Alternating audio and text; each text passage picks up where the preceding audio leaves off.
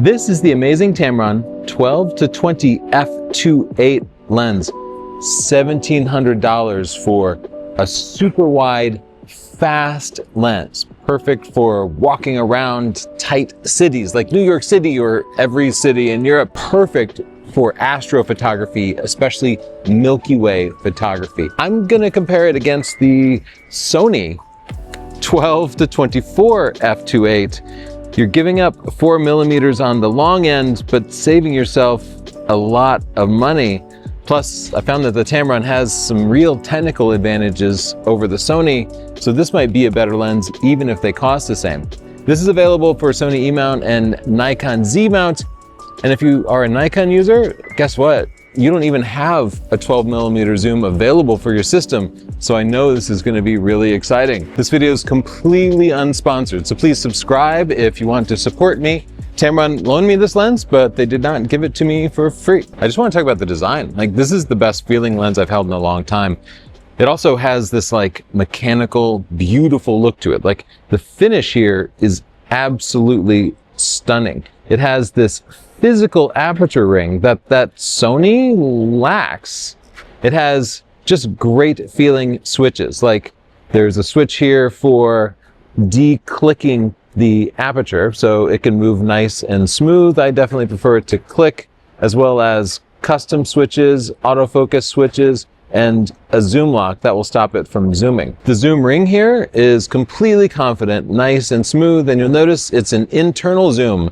The zoom is not changing length, and thus it won't be sucking in air and should stay nice and clean for a long time. Notice the front element here is big and rounded. It really protrudes out past the front. That means the lens hood can't be removed and you can't attach a filter to the front. Instead, they want you to use rear filters here. And right now, there aren't any rear filters that are compatible with it. So if you wanted to do that, you'd have to like buy a plastic sheet of, say, ND filters and cut it out and do it yourself.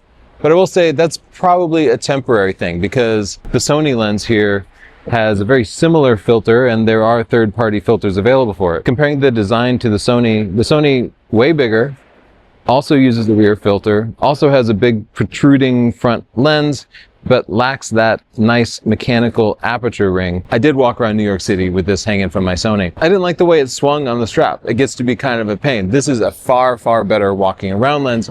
And if you're packing it on an airplane and traveling somewhere, again, that's another place where the lightweight is really going to help you out. Oh, and if you ever plan to balance this on a gimbal, the Tamron is a way better choice, just because it's smaller and more compact.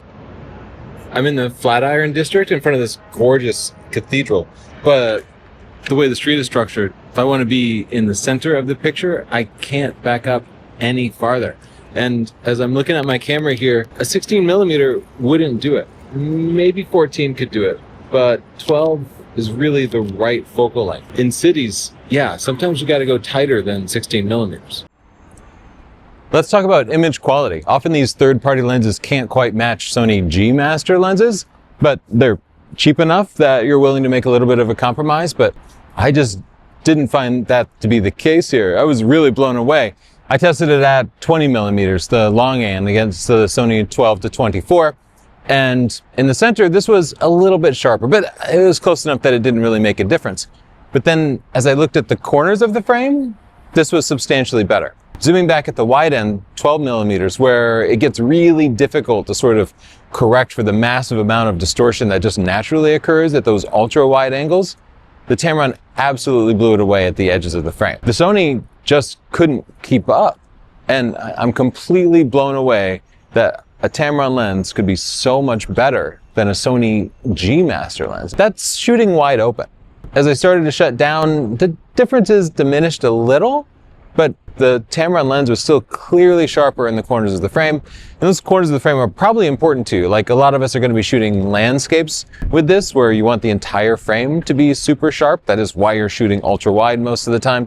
So really take that into account. But this changed as I got into really high f-stops shooting a starburst. This is a technique I commonly use for sunrises and sunsets, where I shoot into the sun at the lens's maximum aperture. This turns the sun into a cool starburst and makes it a focal point. That's really important to me for landscape lenses like this. The Sony lens goes to f/22 as opposed to just f/16, so it shuts down a little bit deeper. And the Sony lens has more aperture blades. So as we're looking at that starburst, we can see the Sony starburst has more points on it. Which of those you prefer? It's kind of subjective, but generally more points is considered more attractive in that style of photo.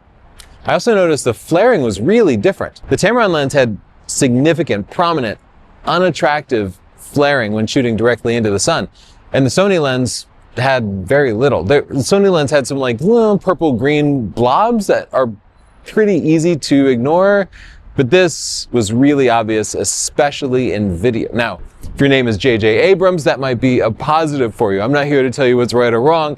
I just test stuff and tell you how it turns out. But for me, I usually try to get the cleanest image possible while I'm shooting. So at those high f-stops, I would want the Sony. Now, I hate this result, right? I hate it because I want to tell you clearly that one lens is better than the other at everything, and that's not the answer I'm coming back with. Instead, what I'm saying is sometimes the Tamron is better, sometimes the Sony is better. But in day-to-day shooting, the Tamron is a huge winner. In those corner cases where you're shooting directly into the sun, sunrises, sunsets, the Sony ones. Here's what that flaring looked like in video on the Sony. You can see you don't really notice it, but on the Tamron, it's really obvious. Now, I will say, shooting wide open, I didn't get the flaring. f/28, f/4, wasn't much there at all. It really started to appear around f/5.6 and didn't go away as I shot further and further down. Something to be aware of when you're using this lens. So, should you buy the new Tamron 12-20? Honestly, I don't think most people need a super wide angle lens. Like, I don't mean to squash your gear acquisition syndrome, but 12 millimeters is really wide. There weren't too many times in my life when I needed a full 12 millimeters. It's like so wide, sometimes your feet get in the shot. And there just aren't that many scenes that are that expansive. Even most landscape scenes, 24 millimeters is a little wide. Often I'm at 35, 50 millimeters. 12 millimeters has a very small handful of uses, like Milky Way photography is great at 12 millimeters. Really tight streets, like old European cities, New York City, where you really want to get the whole building in, but you don't want to stitch together a panorama. Or some very specialized type of portraits or sports where you are getting creepily close to a person, like within a few inches, so that they take up a reasonable amount of frame. But being super wide like that also gives your photos a unique look because most people aren't shooting that wide. And thus, it can make your work stand out, add a new element to your style, unlock some creativity. So those are positives about working with an unusual super wide lens. Now, is the Tamron the one to get? For me personally, I do like it better than the Sony 12-24, and on Nikon, you don't have another choice for a super wide zoom, so it seems pretty obvious. But I do miss the extra 4 millimeters of length here. Now, 4 millimeters of length doesn't sound like anything in most situations. Like, the difference between 80 and 84 millimeters wouldn't be significant, but 20 to 24 millimeters is 24%. And my walking around lens for Sony is the 28 to 70 f2. So I'm actually giving up 8 millimeters, or about 40% of the zoom range. So that's a pretty big gap if I was walking around even with two cameras. For me, most people should probably get the 16 to 35 for things like events, because the versatility to zoom in a little bit tighter is more useful than that versatility to zoom super wide back. 12 millimeters on a person in an event, you're going to see wild amounts of distortion at the corners of the frame. That's why 16 millimeters is just way more used. If your mind is made up to get a super wide zoom, the Tamron is the choice for me. The lower price, the smaller form factor, and the very much nicer handling, including that nice aperture ring, make it just an obvious win. The Sony is just kind of outdated. The image quality doesn't match the Tamron at all, and the corners are really important in this type of lens. But if you find yourself shooting into the sun a lot, if you want to make starbursts, sunrises, sunsets, the flaring on the Sony is much better, so that's something you might want to consider. In the comments down below, let me know what you think. Which one did you decide on, or do you not want either one of them at all? Don't forget to subscribe, and thanks for watching. Bye.